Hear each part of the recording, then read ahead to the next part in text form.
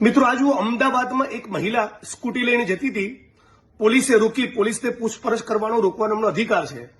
આ દરમિયાન બેને પૂછ્યું કે તમે કોણ છો, એટલે પોલીસ કર્મચારીએ કહ્યું આ મારું આઈ કાર્ડ।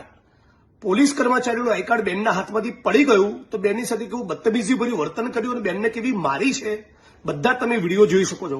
આ વિડીયો ગુજરાતના ખૂણે ખૂણે શેર કરો અને રાજ્યના પોલીસ વડા અને હર્ષ સંઘવી આર્ટ ચોપડી પાસે મોકલી આપો, જેથી ખબર પડે કે પોલીસના કેટલાક લાંચી અધિકારીઓ, ભ્રષ્ટ અધિકારીઓ અને કેટલાક અધિકારીઓ જેના સત્તાનો ઘમંડ છે એ ગુજરાતના નાગરિકો સાથે કેવી બદતમીજી કરે છે અને કેવું વર્તન કરે છે। આપણે બધા સાથે મળીને માંગણી કરીએ કે આ પોલીસ કર્મચારીની સામે ગુનો દાખલ થવો જોઈએ અને જે પોલીસ સ્ટેશનના હદ વિસ્તારમાં ઘટના બની છે એ જ પોલીસ સ્ટેશનના લોકઅપમાં આ પોલીસ કર્મચારીને રાખવામાં આવે। તરફ દોડે છે, 2 જણ એમને પકડે છે, પણ એમનો આક્રોશ ઓછો થતો નથી મારવા માટેનો।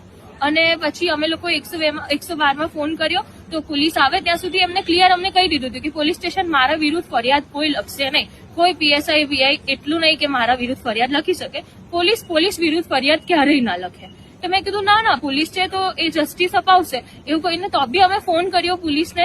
અમે અહીંયા આયા, અમે 6:30 પોણા 7 અહીંયા આયા છે, પણ હજી સુધી અમારી કોઈ ફરિયાદ લખાઈ નથી। પીઆઈ સાહેબ એવું કે છે, પીએસઆઈ સાહેબ બી ચોખ્ખી ના પાડી દીધી, એનો પણ વિડીયો છે, એમને ક્લિયર ના પાડી ક્રિશ્ચિયન સાહેબે કે અહીંયા હું ફરિયાદ નહીં લખી શકું પોલીસ વાળાની।